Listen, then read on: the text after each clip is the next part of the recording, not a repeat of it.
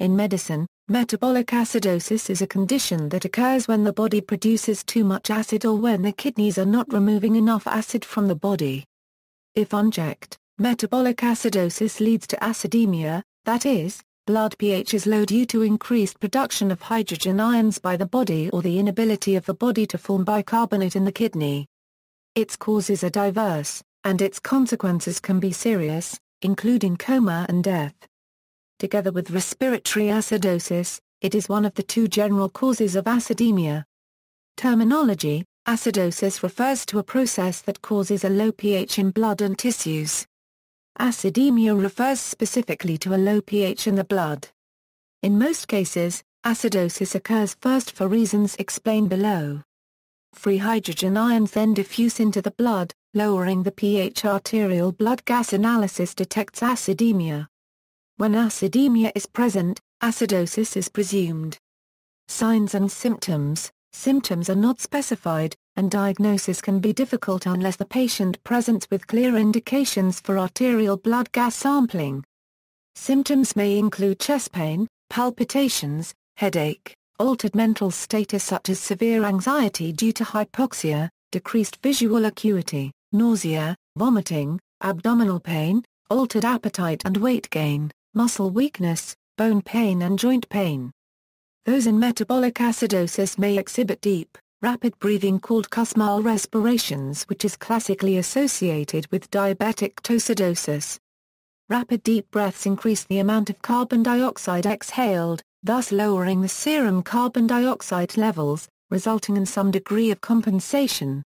Overcompensation via respiratory alkalosis to form an alkalemia does not occur. Extreme acidemia leads to neurological and cardiac complications, neurological lethargy, stupor, coma, seizures. Cardiac, arrhythmias, decreased response to epinephrine.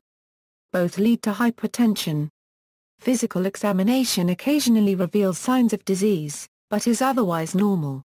Cranial nerve abnormalities are reported in ethylene glycol poisoning, and retinal edema can be a sign of methanol intoxication. Long-standing chronic metabolic acidosis leads to osteoporosis and can cause fractures. Diagnosis: arterial blood gas sampling is essential for the diagnosis. If the pH is low and the bicarbonate levels are decreased, metabolic acidemia is present, and metabolic acidosis is presumed. Due to respiratory compensation, carbon dioxide is decreased and conversely oxygen is increased. An ECG can be useful to anticipate cardiac complications. Other tests that are relevant in this context are electrolytes, glucose, renal function and a full blood count. Urinalysis can reveal acidity or alkalinity. In addition, it can show ketones in ketoacidosis. To distinguish between the main types of metabolic acidosis, a clinical tool called the Anion Gap is considered very useful. It is calculated by subtracting the chloride and bicarbonate levels from the sodium. Anion Gap equals, as sodium is the main extracellular cation, and chloride and bicarbonate are the main anions, the result should reflect the remaining anions. Normally, this concentration is about 8-16 ml. An elevated anion gap can indicate particular types of metabolic acidosis, particularly certain poisons, lactate acidosis and ketoacidosis. As the differential diagnosis is made, certain other tests may be necessary, including toxicological screening and imaging of the kidneys. It is also important to differentiate between acidosis-induced hyperventilation and asthma. Otherwise, treatment could lead to inappropriate bronchodilation. 1. Causes: metabolic acidosis occurs when the body produces too much acid, or when the kidneys are not removing enough acid from the body. There are several types of metabolic acidosis. The main causes are best grouped by their influence on the anion gap. It bears noting that the anion gap can be spuriously normal in sampling errors of the sodium level, for example in extreme hypertriglyceridemia. The anion gap can be increased due to relatively low levels of cations other than sodium and potassium. Increased anion gap causes include mnemonic, mud peels, lactic acidosis, ketoacidosis, chronic renal failure, intoxication, organic acids, sulfates, metformin. massive rhabdomyolysis, normal anion gap. Causes include long-standing diarrhea, bicarbonate loss due to taking topiramate, pancreatic fistula, ureterosigmoidostomy, renal tubular acidosis, intoxication, ammonium chloride, acetazolamide, bile acid sequestrants, isopropyl alcohol.